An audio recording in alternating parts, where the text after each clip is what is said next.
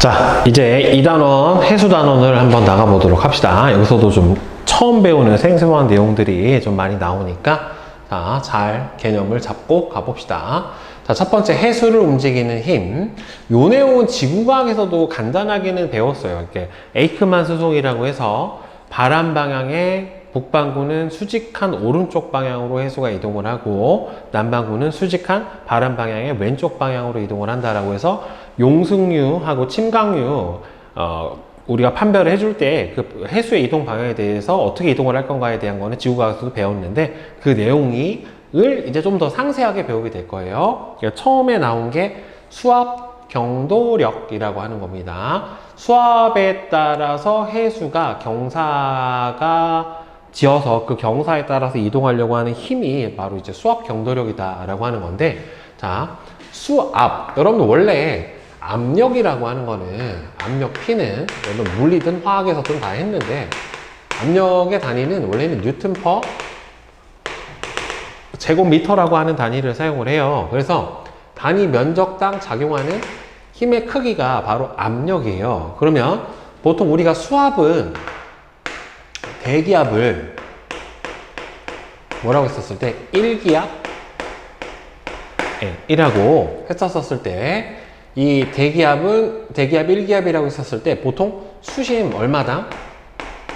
수심 10m당 1기압과 같은 압력을 나타낸다라고 하는 거는 이제 기본 개념으로 현재 알고 있는 상태고, 그러면 수심이 깊어질수록 당연히 어떻게 돼요? 수심이 깊어지면 깊어질수록 이 물이 눌러주는 무게가 커지니까 당연히 수압도 커지게 될 텐데, 그래서 수압의 크기는 깊이가 Z, 밀도가 ρ, 단면적인 A의 물기둥, 보통 우리가 크게 보면 뭐 수계라고 볼 수 있는 부분의 물기둥의 수압은 어떻게 나타내냐면 압력은 단위 면적당 작용하는 힘의 크기예요. 그럼 힘의 크기는 mg에 해당이 될 거고 중력값이니까 이건 단면적인 고정이고, 자, mg에서 여기서 보면은 이거를 이렇게 원통형의 해수의 물기둥이 있다라고 생각을 해보면 단면적이 A고 밀도가 ρ예요. 그 다음에는 수심이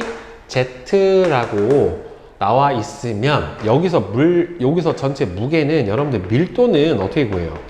밀도는 부피분의 질량 값으로 구하기 때문에 질량이라고 하는 거는 밀도 값에다가 밀도에다가 부피를 곱해주면은 뭐가 될 수가 있어요? 질량이 될 수 있어요. 따라서 여기서 해수의 밀도를 ρ라고 놨으면 ρ 곱하기 이 전체 Z와 A, 여기가 뭐가 돼요? 단면적이고 여기가 높이에 해당이 되는 거니까 그러면은 A 곱하기 Z를 해주면 이게 전체 뭐가 해야 되는 거예요? 해수, 원기둥 모양의 해수의 질량에 해당이 되는 거죠. 결국에는. 그래서 ρ, A, Z, G가 되는 거. ρ, V가 질량인데 V가 A, Z고, 그럼 위아래에서 단면적 값이 소거가 돼버리니까 ρg Z 또는 ρg H, 요 값이 바로 뭐가 되는 거예요? 수압에 해당이 되는 거예요. 그러니까 수심이 깊으면 깊을수록 어떻게 된다? 해수의 밀도가 균일하다라고 생각을 했었을 때, 근데 뭐 완전 균일하진 않죠. 우리가 TS도에서 알다시피 수심이 깊어지면 대략 해수의 밀도가 커지는 거를 우리는 알고 있기는 해요. 자, 그래서 수압 경도력이라고 하는 거는 수압 차에 의해서 수압이 높은 곳에서 낮은 곳으로 작용하는 힘이에요. 항상 압력이 큰 곳에서 작은 곳으로 힘이 작용을 하니까 고기압에서 저기압으로 바람이 이동하는 것처럼 수압도 마찬가지로 수압이 높은 곳에서 낮은 곳으로 힘이 작용을 해요. 그 힘 때문에 공기도 이동을 하고 결국에는 이 해수도 이동을 하게 되는 거다라고 하는 건데, 연직 방향의 수압 경도력을 보면은 연직 방향의 수압 경도력, 그러면은 평균적으로 우리가 아주 간단하게 생각을 해보면 수심이 깊어지면 깊어질수록 어떻게 돼요? 밑으로 쭉 내려가서, 즉 수심이 깊을수록 해수의 밀도가 커지겠죠? 그죠? 수온도 낮아지고 수압도 커지고 하니까 수심이 깊을수록 해수의 밀도도 증가하고 수압도 커져요. 그러면 실제로는 수압이 아래로 갈수록 커지니까 아랫부분의 압력 P가 윗부분의 압력 P0, 수압이 여기가 여기보다 크다란 말이에요. 그럼 힘은 실제로는 위로 작용을 해야지 맞게 되겠죠. 아래가 압력이 크고 위가 압력이 작으니까 수압이 위로, 윗방향으로 힘이 작용을 해야 될 거란 말이에요. 그래서 해수는 연직 방향으로 작용을 하는 수압 경도력과 아래가 수심이 깊은 곳에서 수압이 얕은 곳보다 더 크니까 위로 작용하는 수압 경도력과 그 다음에는 여기 있는 수계가 밑으로 작용을 하는 중력값 mg 요 두 힘이 평형을 이루고 있기 때문에 연직 방향으로는 해수의 움직임이 거의 나타나지가 않아요. 아주 특출나게 아주 큰 밀도를 가지고 있지 않은 이상은 웬만해서는 연직 방향으로는 잘 안 움직이게 됩니다. 용승 침강 빼고는 수평 방향으로 거의 움직임이 나타나고 연직 순환은 우리 알다시피 대단히 느린 속도로 일어나는 걸 확인을 했었죠. 그래서 연직 방향의 수압 경도력을 보면은 해수의 깊이에 따른 수압 차이로 발생을 하게 되고 수심이 깊어지면 깊어질수록 수압이 점점 커지기 때문에 아래쪽 수압이 윗보다 크단 말이에요. 따라서 수압 경도력은 연직 방향에서 아래에서 윗 방향으로 작용을 해주게 되고요. 그 다음에 중력은 해수의 질량 때문에 위에서 아래로 작용을 해주게 돼요. 그러니까 이렇게 이 직육면체 모양의 해수의 일부분을 본다라고 하고 우리가 요 중간 부분에 있는 요 부분, 요 부분을 기준으로 보면은 요 윗부분의 압력을 P, 그러면 요 아랫부분의 압력은 P 더하기 델타 P. 그러니까 얘가 눌러주는 압력의 크기가 바로 델타 P에 해당이 되니까 아랫면은 압력이 P 플러스 델타 P가 될 거예요. 그 다음에는 여기서 여기까지가 해수의 수심을 Z라고 치고 여기에서 여기까지를 델타 Z라고 생각을 해보면 요 가운데 있는 직육면체, 그러면 여기서 수심은 Z 더하기 델타 Z에 해당이 되고 단면적은 A면, 그러니까 요 둘의 압력 차로 수압 경도력이 위로 작용을 하게 되는 거고 아래가 수압이 크고 위가 작으니까, 그 다음에는 요 물기둥의 중력이 아래로 작용을 하게 되니까 두 힘의 크기가 어떻다라는 소리예요. 결국에는 같다라고 볼 수가 있게 되는 거죠. 그러니까 둘의 압력차 델타 P하고 그 다음에는 저 압력차에 해당하는 물의 무게에 해당하는 로우 G 델타 Z, 저게 수심의 차이에 해당이 되는 거죠. 저만큼이 서로 어떻다? 같다. 그래서 얘는 평형을 이루고 있기 때문에 위아래로 움직이지 않는다라고 하는 거예요. 자, 그래서 수심이 10m 깊어질 때마다 수압은 대략 약 한 1기압 정도씩 증가하는데 대신에 이때는 해수의 밀도가 거의 일정한 등밀도다라고 하는 조건 하에서 제가 성립을 할 수가 있게 되는 거죠. 그러면 이제 연직 방향으로는 작용을 하지 않는다라고 했고 수평 방향으로 작용을 하는 수압 경도력을 한번 봅시다. 보통 이 수평 방향의 수압 경도력은 해수면의 경사가 형성이 돼요. 얘가 해수면의 경사를 만들어서 이 경사에 의한 우리가 혹시 흔히 이제 경사류라고 하는 것들이 만들어지게 되는데 적도에서 반대 방향으로 흘러가는 적도 반류 같은 경우가 보통 이런 경사류에 해당이 되는데, 자, 수평 방향으로 수압의 차이가 생기면 수평 방향으로 수압 경도력이 발생을 하게 되고, 그 다음에 수평 방향의 수압의 차이는 해수면의 경사를 만들거나 또는 해수면의 밀도 차이가 생길 때 바로 발생을 하게 돼요. 그래서 이렇게 경사의 차이 또는 이렇게 밀도 차이로 경도력에 작용을 해서 바로 해수가 수평 방향으로 이동을 하게 됩니다. 그러면 해수면 경사로 인해서 발생하는 수압 경도력을 보면 밀도가 일정한 해수에서 해수면이 경사가 져 있으면, 해수면이 경사가 져 있다는 소리는 뭔가 바람이나 이런 것들에 의해서 원래 이렇게 수평한 해수가 있었을 때 한쪽이 이렇게 해수면에 올라가 있는 거예요. 대표적으로 여러분들 그 엘니뇨 때 무역풍이 강하면 서태평양 쪽에 어떻게 돼요? 해수면이 동태평양보다는 어떻게 됩니까? 더 높게 나타나잖아요. 무역풍 때문에. 이런 것들이 이제 수압 경도력을 발생시키는 원인으로 볼 수가 있는데, 이게 밀도가 일정한 해수에서 해수면이 경사져 있으면은 수압 차이가 발생을 해요. 즉, 이렇게 눌러주는 물 무게가 이쪽이 경사가 더 큰 쪽이 더 어떻게 돼요? 더 많이 눌러주니까 이쪽의 압력이 여기 압력보다 어떻게 돼요? 더 클 수밖에 없죠. 그러니까 A로 보고 B로 보면 여기서 물기둥이 눌러주는 압력이 여기서 이만큼이고 얘는 같은 높이라고 치면 요 높이 차이에 해당하는 뭐가 생기니까 물기둥의 압력이 더 생기니까 이 A가 PB보다 더 어떻게 돼요? 압력이 커. 그러니까 여기에는 해수가 이쪽으로 이렇게 수압 경도력을 받아서 힘이 이렇게 이동을 하니까 경사가 높은 데서 낮은 쪽으로 해수가 흐르게 되는 거거든요. 그래서 수압 경도력의 방향은 당연히 수압이 높은 곳에서 낮은 곳으로 작용을 하게 되고, 수압 경도력의 크기는 두 지점 사이의 당연히 수압 차에 비례하고 거리에 반비례해요. 그러니까 수압 차에 비례하고 거리에 반비례하니까 거리가 멀면 멀수록 상대적으로 압력의 영향이 작아지게 되는 거니까 결국에는 해수면의 경사도가 여기가 짧으면 수압차가 똑같은데 거리가 짧으면 해수면의 경사가 급하고 멀면은 경사가 완만해지게 되는 거니까 결국에는 이 두 지점 사이의 거리가 얼마나 되느냐, 그리고 여기서 둘의 수압 차이를 발생하는 경사도가 얼마나 되느냐가 결국에는 이 수평 방향 해수면의 흐름에 영향을 주는데, 그래서 저기 보면은 해수면 경사로 발생하는 수압 경도력, 경사류에 해당이 되는데, 지금 나 지점이 가 지점보다 같은 수평면에서 델타 Z만큼 어떻게 돼요?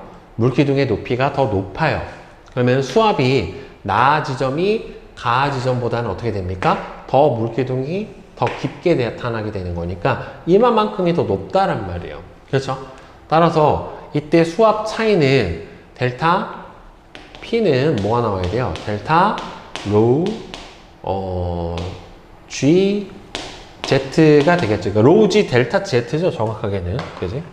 자, 로우 G 델타 Z만큼의 결국에는 압력 차이가 발생을 하게 되는 거고요. 그러면은 이 압력이 힘으로 구해주려면 여러분들 압력과 P는 단위가 뉴턴 퍼 제곱 미터에 해당이 되는 거니까 압력 자체가 저 힘을 결국에는 요 수계의 단면적 A로 나눠주게 되면은 그게 A를 곱해주게 되면은 바로 힘의 크기 F가 나타나게 되는 거고요. 그러면은 단위 질량당 해수에 작용하는 수평 방향의 수압 경도력 자체는 결국에는 단위 질량당이니까 1kg으로 나눠줘야 되니까 전체 해수의 질량으로 델타 P 곱하기 델타 A 힘의 크기를 질량으로 나눠줘 버리면 되는 거죠. 결국에는. 따라서 전체 해수의 질량은 결국에는 요 밑에 있는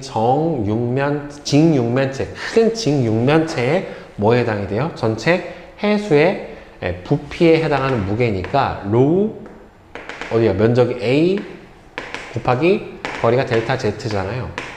그러니까 이 값이죠. 로우 A 델타 Z가 저기 전체 해수의 부피고 부피에다가 밀도를 곱해준 거니까 저게 무게에 해당이 되겠죠. 그렇죠. 따라서 해수의 전체 질량, 저기 중력가속도를 곱하지 않았으니까 로우 곱하기 V가 질량인데 여기서 V가 바로 두 지점 사이 거리와 여기 단면적 여기에는 A를 곱해준 값이 부피에 해당이 되는 거고 이게 M 값이에요. 그래서 로우 델타 X 그다음에 델타 A 이게 단면적에 해당이 되는 겁니다. 그러니까 이게 질량이니까 따라서 수압 경도력은 압력 변화에다가 뭐를 단면적으로 곱해준 거고 저 밑에 값이 로우 델타 A 델타 X니까 여기서 누가 지워지? A하고 A 값이 여기서 소거가 돼버릴 거고 로우분의 1 곱하기 델타 X분의 델타 P가 나타나게 되는데 P는 로우 G 델타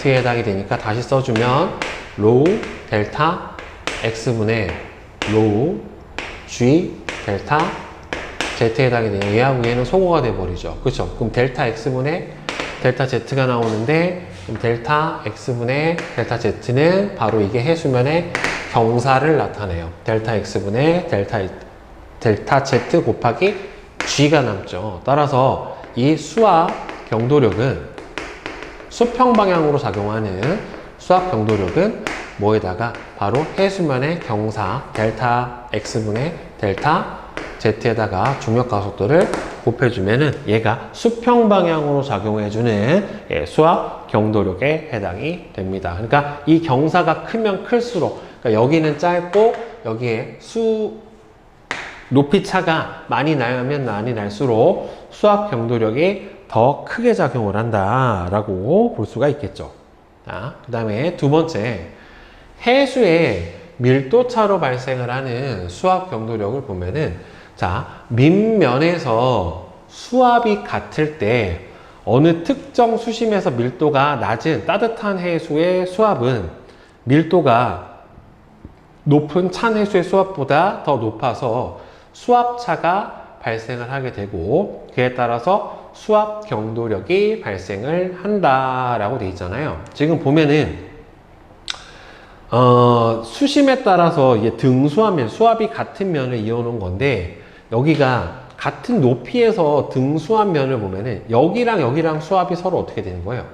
지금 같은 면에 해당이 되는 거고, 여기하고 여기하고 같은 면에 해당이 되는 거니까, 여기에는 같은 높이를 수평 방향으로 나눠줬었을 때 여기의 수압이 여기보다는 어떻게 돼요? 더 높게 나타나게 되니까 수압 경도력이 높은 데서 낮은 쪽으로 가게 돼요. 그러니까 여기서 보면 어느 수 밀도가 낮은 따뜻한 해수의 수압이 밀도가 높은 찬 해수의 수압보다 높아요. 그러니까 따뜻한 해수가 유입이 돼서 따뜻한 해수의 수압이 밀도가 높은 찬 해수의 수압보다는 더 높기 때문에 뭐가 발생을 한다? 수압 차이가 발생을 하게 돼요. 그러니까 등수온섬 간격이 수온이 높으면 높을수록 간격이 높다란 말이에요. 그리고 등수압면도 당연히 더 높아요. 그래서 수압이 같은 등수압면 사이 간격이 찬 해수보다 따뜻한 해수가 더 넓기 때문에 등수압면이 따뜻한 해수에서 찬 해수 쪽으로 얘는 좁고 얘는 넓다 보니까 기울기가 발생을 하게 돼서 수압은 헷갈리지 마세요. 따뜻한 해수가 차가운 해수보다 좀 더 높아서 따뜻한 해수에서 찬 해수 쪽으로 어떻게 된다? 바로 수압 경도력이 작용을 해서 해수가 이동을 하게 된다라고 하는 겁니다. 그러니까 압력이 높은 데서 낮은 쪽으로 지속적으로 해수가 어떻게 돼요? 이동을 할 수밖에 없게 되는 거예요, 여러분들. 자, 그러면 이제 전향력 봅시다. 여러분들, 전향력이라고 하는 힘은 가상의 힘이었죠. 그렇죠? 지구 자전에 의해서 나타나게 되는 가상의 힘에 해당이 되는데, 이걸 이제 코리올리의 힘이라고 하거든요. 그래서 이게 유튜브에 찾아보시면 코리올리의 힘이라고 하는 거를 실험을 하는 거를 볼 수가 있는데, 그러니까 전지적 시점, 제 바깥에서 얘를 보는 것과 같이 회전하고 있는 원판 안에서 보는 게 조금 달라요. 안에 있으면 실제로 아무도 힘을 주지 않았지만 힘을 받는 것처럼 느끼게 되는 거거든요. 이게 즉 전향력은 지구의 자전으로 생기는 실제 힘이 아니라 가상의 힘으로 지구상에서 움직이는 모든 물체는 같은 지구하고 회전체 안에 들어있기 때문에 뭘 받게 돼요? 다 전향력의 영향을 받아요. 그러니까 얘가 아주 작은 규모 안에서는 잘 차이가 나타나지 않지만 큰 규모에서는 이 전향력의 차이가 좀 나타나요. 그래서 이게 북반구에서는 물체의 운동 방향에서 오른쪽 직각 방향으로 작용을 하고, 그래서 바람의 직각 방향으로 우리 해수 이동했었잖아요. 오른쪽 직각. 그 다음에 남반구에서는 물체의 운동 방향의 왼쪽 직각 방향으로 작용을 해주게 됩니다. 그러니까 이 전향력 때문에 고기압에서 바람이 시계 방향으로 휘어져서 불어나가고 반시계 방향으로 휘어져서 불어 들어가고가 나타나게 되는 거거든요. 그러니까 여러분들 알다시피 고기압에서 만약에 지구가 자전을 하지 않으면 그냥 이렇게 발산을 해야 되는데, 지구 자전 때문에 어떻게 되냐면은 오른쪽 직각 방향으로 힘이 작용해. 오른쪽 직각 방향으로 전향력이 작용을 하니까 얘가 어떻게 되는 거야? 이렇게 휘는 거야. 얘도 오른쪽 직각 방향으로 힘이 작용을 하니까 이렇게 휘고, 얘도 오른쪽 직각으로 작용을 하니까 이렇게 휘고, 얘도 오른쪽 직각으로 작용하니까 이렇게 휘어버리는 거예요. 그러니까 시계 방향으로 불어나가게 되는 거고, 그 다음에 누구에서는? 저기압 같은 경우에서는 얘가 불어 들어오잖아요. 불어 들어오는 방향에 어떻게 돼요? 여러분들, 오른쪽 직각 방향으로 힘이 작용을 하게 되니까 불어 들어가는 방향에 오른쪽 직각 방향으로 이렇게 힘을 받잖아요. 그러니까 얘가 불어 들어가는 방향에 잠깐만, 얘가 오른쪽 직각 이렇게 들어가면은 오른쪽 직각 이렇게 힘을 받죠. 그럼 얘가 이쪽으로 힘을 받게 되니까 이렇게 들어가는 게 아니라 이렇게 휘어버리는 거죠. 이렇게. 그렇죠? 오른쪽 직각으로 힘을 받게 되는 거니까 이렇게 반시계 방향으로 휘어져서 불어 들어가게 되는 바람의 영향을 받게 되는 거란 말이에요. 남반구는 이제 북반구하고 반대 방향으로 힘을 받게 됩니다. 전향력의 방향은 반대예요. 자, 그래서 얘는 물체가 빠를수록 속도에 비례를 하게 되고요. 그 다음에 고위도로 가면 갈수록 어떻게 되냐면은 점점 전향력의 크기가 증가하게 돼요. 참고로 적도에서는 전향력이 0입니다. 예. 적도에서는 전향력이 0에 해당이 돼요. 자, 그래서 처음 운동 방향의 북반구는 오른쪽 직각 방향으로 힘을 받고 남반구는 왼쪽 직각 방향으로 힘을 받아요. 그리고 정지에 있는 물체는 어떻게 돼요? 전향력 작용을 안 하고, 그 다음에 적도에서는 전향력이 0이 됩니다. 자, 그러니까 전향력이 실제로는 이제 원심력하고 이게 지구가 고체 상태이기 때문에 지각이 고정돼 있잖아요. 그러면 실제로 이게 구라서 이 적도면은 한 바퀴를 이만큼을 돌아야 되고 얘는 한 바퀴를 요만큼만 돌면 되는 거란 말이야. 그러니까 이 각 위도별로 뭐는 똑같냐면 각 속도는 똑같아요. 24시간에 360도를 돌아간다라고 하는 각 속도는 똑같은데 이 회전 반경은 차이가 나죠. 고위도로 가면 이 회전 반경이 좁고 적도로 가면 이 회전 반경이 넓어지게 되는 거니까 물리에서 보면은 각 속도가 똑같았을 때 반지름에 의해서 선속도 크기가 나타나니까 실제로는 적도 회전 속도가 고위도로 가면은 고위도보다는 훨씬 빨라요. 그래서 이 전향력의 크기는 어떻게 구하냐면은 이 V 오메가 사인 세타에 해당이 되는데 V는 물체의 속도고 그 다음에는 오메가는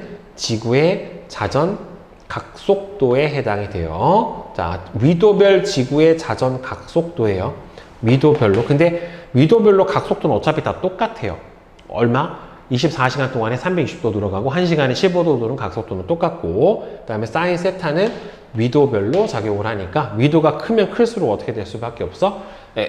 전향력의 크기가 더 클 수밖에 없죠. 사인 90도가 1에 해당이 되는 거니까 따라서 이 V 오메가 사인 세타에 해당이 되는 겁니다. V는 물체의 속도, 그 다음에 물체의 위도의, 이제 지구의 회전 각속도, 그 다음에 세타에서는 위도를 넣어주면은 이게 단위 질량당 작용하는 뭐에 해당이 된다? 코리올리의 힘인 전향력에 해당이 되는 거예요. 그래서 전향력은 시계의 반대 방향으로 회전하는 회전판에서 공을 던지면 회전계 밖하고 안에서 물체의 운동 경로가 다르게 보이는데 이게 정지에 있으면 앞에 있는 사람하고 공을 던지고 이렇게 주고받잖아요. 그럼 내가 앞에 있는 사람한테 던지면 그냥 나한테 와. 그리고 만약에 밖에서 보는 거예요. 내가 이렇게 밖에서 이 회전판 안에 들어가 있는 게 아니라 위에서 돌아가는 회전판 안에 타 있는 사람을 본다라고 하더라도 이 사람은 그냥 직선으로 던지면 같이 회전하죠. 여기서 마주보고 던지는 거거든요. 마주보고 던지면 그냥 어떻게 돼요? 직선으로 가요. 얘는 이렇게 가고 회전해서 오니까 얘는 일로 와 있는 거죠. 그러니까 던질 때 빵 던졌고 여기 있던 애는 회전해서 여기 와 있는 거고 그럼 얘는 이 공을 받을 수가 있어요? 없어요? 없는 거죠. 그러니까 얘는 이렇게 던지고 이렇게 회전 중심에 있는 거야. 이 사람은 던지고 빵 던져버리고 일로 온 거고 여기 있던 사람은 일로 왔기 때문에 공은 그냥 직진하는 것처럼 보여요. 근데 안에 타고 있는 사람의 입장에서 보면은 이 사람이 던진 공이 최종적으로 일로 왔잖아요. 여기서 보면은. 그러면은 안에 있는 사람은 얘가 이렇게 간 것처럼 보인다는 소리예요. 결국에. 그래서 이렇게 휘어지는 것처럼 보여서 이렇게 보면 돼. 회전 방향하고 반대 방향으로 휘어져요. 그러니까 회전이 지금 반시계 방향으로 가잖아요. 이렇게. 그죠? 그럼 얘는 시계 방향으로 휘어지는 것처럼 보여요. 만약 얘가 시계 방향으로 가잖아요. 그럼 얘는 반시계 방향으로 휘어지는 것처럼 보여요. 그래서 안에 있는 사람이 봤었을 때 이 코리올리의 힘에 의해서 휘어지는 이 운동 경로는 회전하는 방향하고 반대 방향. 그러니까 시계로 회전하면 반시계로, 반시계로 회전하면 시계 방향으로 이런 식으로 반대 방향으로 코리올리의 힘이 작용해서 물체가 휘어지는 것처럼 보이게 되는 겁니다. 그러니까 실제로는 힘을 받지 않지만 봤었을 때 힘을 받는 것처럼 보이게 되는 가상의 힘에 해당이 되는 거다라고 하는 거예요. 이게 관성력이에요. 자, 그러면 내신 만점 문제를 한번 보도록 합시다. 해수에 작용하는 힘에 대한 설명으로 옳은 것과 옳지가 않은 것은 자, X5예요. 정역학 평형은 수평 방향의 수압 경도력과 중력이 평형을 이루고 있는 상태다. 수평이 아니라 수직. 수압 경도력은 수압이 높은 데서 낮은 곳으로 작용을 하는 게 맞고요. 전향력은 해수를 이동시키는 힘은 아니에요. 해수를 이동시키는 힘이 아니라 이동하는 것을 휘어지게 만드는 힘에 해당이 되는 거고, 수압 경도력에 의해서 해수가 이동을 하기도 하고 바람에 의해서 이동을 하기도 하죠. 정지한 물체나 적도를 따라 운동하는 물체에는 정향력이 적도를 따라 정지한 물체나 이 답을 잘못 적었구나. 왜 맞나 했네. 진짜. 정지한 물체나 적도를 따라 운동하는 물체는 전향력이 작용 안 하죠. 적도에서는 전향력의 크기가 0이 되고 여기서 0이 되고, 정지한 물체는 아까 단위 질량당 받는 전향력이 이렇게 정의가 되는데, 이게 정지했으면 전향력 값도 0이 돼버린다는 말이에요. 자, 2번. 그림은 정역학 평형 상태인 해수 덩어리를 나타냈는데 가와 나에 작용하는 힘. 가는 이게 수압 경도력이고,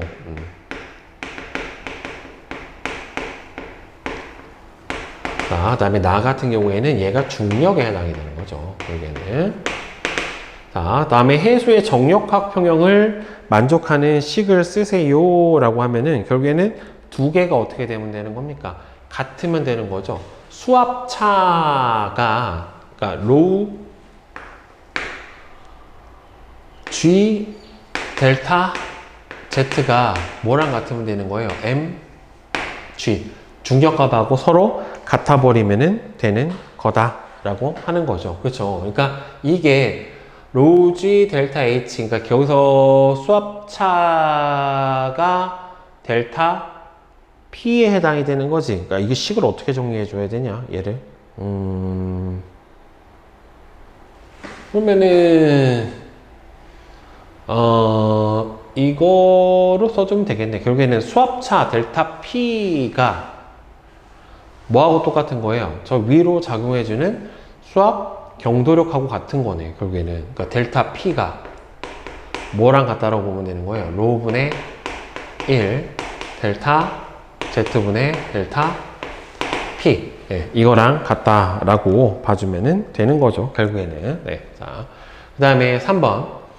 수평 방향으로 적용하는 수압 경도력에 대한 설명으로 옳은 것은, 수압 경도력은 해수면이 높은 곳에서 낮은 곳으로 작용을 해주고요. 수압 경도력의 크기는 수압차에 비례하고 두 지점 사이의 거리에 반비례해서 나타나주게 됩니다. 아까 식으로 정리를 해드렸죠. 다음에 민만에서 수압이 같을 때는 따뜻한 해수에서 찬 해수 쪽으로 수압 경도력이 작용을 해요. 따뜻한 해수가 더 어떻게 된다? 수압이 높아요.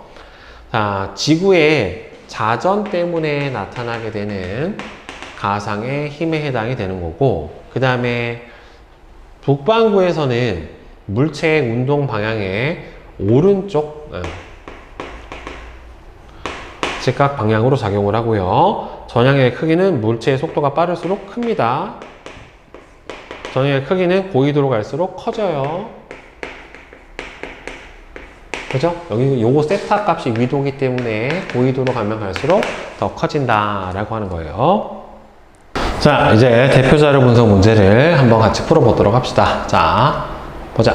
그림은 밀도가 일정한 해수에서 경사가 져 있는 해수면을 나타냈다. 그러면은 지금 나하고 가하고 보면은 저기 경사도가 여기가 더 높죠. 그러니까 수심이 실제로는 눌러주는 물 기둥이 더 높으니까 P, 나의 수압이 여기 있는 P, 가의 수압보다 더 높기 때문에 수압 경도력은 나에서 가 쪽으로 F가 작용을 하게 될 거예요. 따라서 힘의 방향은 나에서 가 방향으로 작용을 하게 될 거다. 그 다음에 가와 나의 수압의 차이를 델타 P, 그 다음에는 해수면의 높이 차이를 델타 Z라고 했었을 때 P하고 델타 Z 사이의 관계를 쓰세요 라고 하면은 압력 차이 델타 P는 로 G 델타 Z로 해서 바로 압력의 차이는 로 G 델타 Z로 써줄 수가 있게 됩니다. 자, 그 다음에 3번 단위 질량의 해수에 작용하는 수압 경도력을 해수면의 기울기로 나타내 주게 되면은 수압 경도력 P, H 값은 해수면의 경사가 델타 X분의 델타 여기서 Z인가? 델타 Z 곱하기 G, 이게 단위 질량당 작용하는 수압 경도력의 크기고 요게 바로 해수면의 경사에 해당하는 값에 해당이 되죠. 자, 그러면 4번은 5, X, X, 5에 해당이 됩니다. 해수면이 기울어져 있으면 수평 방향의 수압 경도력이 발생하라는 거 맞고요. 수평 방향의 수압 경도력은 해수면이 높은 곳에서 낮은 곳 쪽으로 작용을 하게 되니까 틀렸고, 그 다음에 밀도와 그 다음에 델타 X가 변하지 않고 델타 Z가 커지면 수압 경도력은 커져야지 맞게 되니까 얘는 틀렸고, 그 다음에는 해수면의 경사가 커지면 수압 경도력도 커지게 된다는 맞게 되겠죠. 자, 그 다음에 뒤에 자 내신 만점 문제 같이 봅시다. 자, 1번 수압 경도력. 그림은 어느 해역에서 정역학 평형 상태에 있는 해수의 단위 질량에 작용하는 힘 A하고 B를 나타냈대요. 자, A는 수압 차에 의해서 발생하는, 그렇죠, A가 바로 수압 경도력에 해당이 되는 거니까 맞고요. 두 힘의 크기는 같아서 얘가 연직 방향으로 평형을 이루고 있게 되고, 따라서 해수 이동 안 일어나게 되는 거 맞고요. 그 다음에 A의 크기, 수압 경도력의 크기 델타 P는 로 G 델타 Z로 발생을 하는 거기 때문에 얘는 틀렸죠. 따라서 맞는 거는 기억하고 니은 1번만 맞게 되겠죠. 자, 그 다음에 굳이 저거를 크게 나타내면은 A의 크기는 이게 위아래가 바뀌어 있는 거죠, 지금. 로우분의 A의 크기 자체가 얘랑 똑같은 거니까 결국에는 얘가 로우분의 1 델타 Z분의 델타 P, 얘가 G랑 같게 나타나게 되는 거니까 위아래가 바뀌었습니다. 따라서 답은 1번이 맞게 돼요. 자, 그 다음에 2번 그림은 U자관의 가운데 마개를 막고 A보다 B쪽의 수면이 더 높도록 물을 채운 모습을 나타낸 것인데, 자, 이쪽에서 보면 수압은 A가 B보다 당연히 작죠. 물기둥의 무게 자체가 더 적고 하니까 당연히 A가 B보다 더 작고, 마개를 열어버리면 물은 B에서 A까지 둘의 높이가 같아질 때까지 이동을 하게 될 거예요. 같은 양의 물을 A와 B 쪽에 추가를 하고 마개를 열면 물의 흐름의 세기는 물을 추가하기 전보다 더 강해진다. 아니죠. 같은 양의 물을 넣게 되면은 어차피 둘의 이 높이 차에 해당하는 델타 Z는 동일하니까 얘 똑같은 양을 넣으면 어차피 똑같이 늘어나게 되니까 요 차이만큼은 변화가 없다란 말이에요. 그러니까 더 강해질 수가 없겠죠. 그죠? 따라서 3번 기억하고 니은이 맞죠. 자, 그 다음에 3번 봅시다. 그림은 북반구의 어느 해역에서 해수면이 경사진 모습을 나타냈대요. 해수의 밀도는 일정하다라고 나와 있는데, 자, 이에 대한 설명으로 옳은 것은 A와 B의 수압 차이는 요만큼 차이가 나잖아요. 델타 Z만큼 나게 되는 거니까 연직 방향의 수압 차이는 로그 G 델타 Z가 바로 델타 P만큼의 수압 차가 나게 되는 거니까 기억은 맞고, 단위 질량의 해수에 작용하는 수평 방향의 수압 경도력 P, H 값은 델타 X분의 델타 Z 곱하기 단위 질량당 작용하는 거는 G 이렇게 되니까 델타 Z가 클수록 더 큽니다. 수압 경도력 외에 다른 힘이 작용하지 않는다면은 뭐 해수는 어디에서 어디로 가야 되는 거예요? 얘는 그렇죠. 수압이 여기가 여기보다 높으니까 B에서 A 쪽으로 가야 되는 게 맞겠죠. 그래서 기억 니은 디귿이고, 나중에 저기 전향력이 작용을 하게 되면은 저 해수가 약간 휘어져서 이동을 하게 되겠죠. 자, 그 다음에 4번. A와 B 사이의 거리가 100km이고 해수면 높이 차이가 1m일 때 단위 질량당 해수에 작용하는 수평 방향의 수압 경도력의 크기는, 그럼 결국엔 여기다가 넣어줘서 풀어주면 되는 거니까 100km면 얼마가 돼야 돼요? 100 곱하기 10의 3승 미터 곱하기 델타 S가 1m 곱하기 중력가속도를 10 이렇게 보면은 단위 질량당 작용을 해주는 게 여기서 이렇게 되니까 얼마가 되니? 하나, 둘, 셋, 넷, 만분의 1 만큼이 나타나게 되겠지요. 그렇죠? 만분의 1 뉴턴 퍼 킬로그램이 되겠죠. 단위 질량당 작용하는 힘의 크기니까 뉴턴 퍼 킬로그램. 자, 그 다음 5번. 그림은 어느 해역의 등 수압면을 나타낸 것인데, 따뜻한 해수가 같은 수심에서 수압이 찬 해수보다 더 크단 말이에요. 따라서 일단은 수심이 깊어질수록 수압은 더 커지는 게 맞고, 그 다음에 여기 따뜻한 해수가 있는 B 지점의 압력이 A 지점보다는 더 큽니다. 따라서 틀렸고요. 수평 방향의 수압 경도력은 B에서 A 지점으로 작용을 하게 되는 게 맞죠. 따뜻한 해수에서 찬 해수 쪽으로 작용을 하게 되고, 해수의 밀도는 A가 B보다 더 크죠. 찬 해수가. 자, 6번. 전향력에 대한 설명으로 옳지가 않은 것은, 전향력은 지표면 위에 모든 곳에서 나타난다. 아니죠. 적도 지역에서는 전향력이 0이죠. 그래서 적도에서는 모두 잘 발생 안 해요. 전향력이 너무 약해서 태풍도 실제로는 적도 지역에서 잘 발생을 하지 않게 됩니다. 나머지는 다 맞는 내용이고요. 그 다음에 7번.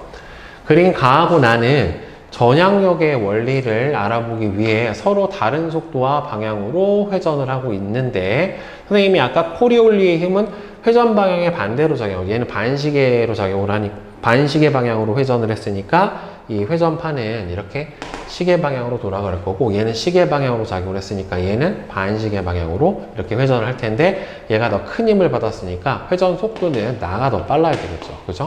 회전 속도는 나가 가보다 더 빠른 속도를 보여야지 맞게 될 거예요. 자, 따라서 가의 회전판은 시계 방향으로 회전을 하고 있으니까 틀렸고, 회전판의 속도는 나가 더 빨라야 되니까 틀렸고, 남반구에서 전향력을 설명을 하기 위해서는요, 얘가 무슨 방향으로? 북반구에서는 시계 방향에 뭐가 작용을 하게 되고요, 전향력이 작용을 하게 되고, 그 다음에는 남반구에서는 반시계 방향에 전향력이 작용을 하게 되는 거니까 가가 적합하겠죠. 그렇죠? 따라서 북반구는 시계 방향에 전향력이 작용을 합니다.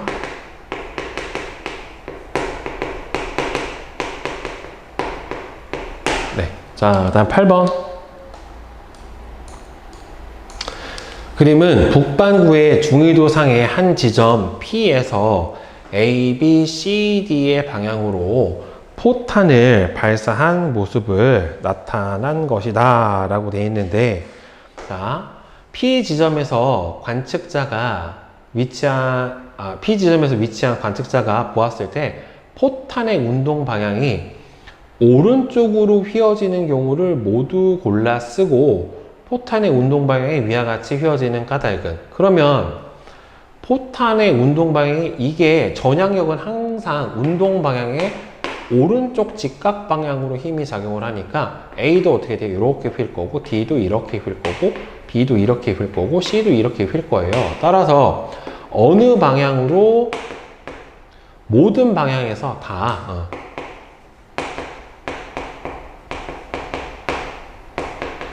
모든 방향에서 적도가 아니니까 오른쪽 직각 방향에 전향력을 받는다. 전향력을 받기 때문에, 자, 오른쪽으로 휘어지는 경우는 다 그렇게 되고요. 위와 같이 휘어지는 거는 전향력, 코리올리의 힘을 받아서 나타나게 되는 현상이죠. 자, 그 다음에 실력업 문제 봅시다. 그림은 정역항 평형 상태일 때 단위 질량의 해수에 작용하는 두 힘 A하고 B를 나타냈는데, A는 연직 위 방향으로 작용을 하는 수압 경도력에 해당이 될 거고요.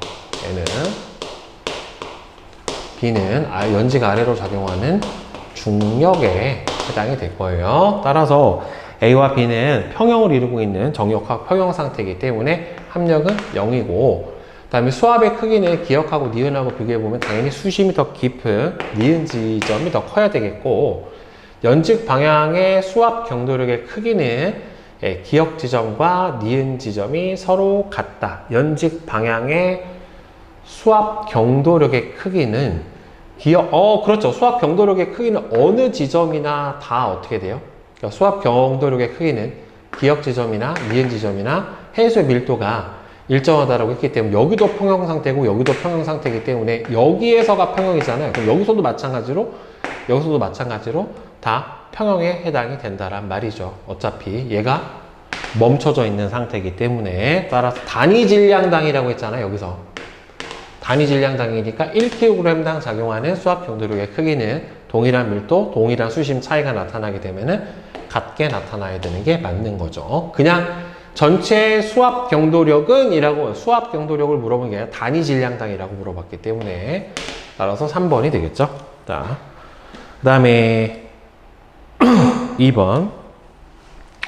그림 가하고 나는 중력 가속도가 같은 두 지역의 해수면 경사를 나타나야 되는데, 두 지역은 모두 남북 방향의 경사는 없고 해수의 밀도는 가가 나보다 더 높대요. 지금 가의 밀도가 나의 밀도보다는 좀 더 크다라고 나와 있는데, 그러면 수압은 A 지점하고 B 지점이 같을 수가 없죠. 한 칸이기는 한데 높이 차도 델타, 여기를 한 칸이니까 여기 한 칸을 Z라고 치면은 G 델타 Z로 수압이 결정이 될 텐데, 밀도가 크면은 결국에는 A가 더 어떻게 돼야 돼요? 더 수압이 더 커야 될 거예요. 자, 그래서 단위 질량당 해수에 작용하는 수평 방향의 수압 경도력은 어떻게 구해줍니까? pH는 델타 X분의 델타 Z로 구해주는데, 경사면이 얘가 2배죠. 그죠? 경사면이 2배니까 여기 G 곱해줘야지.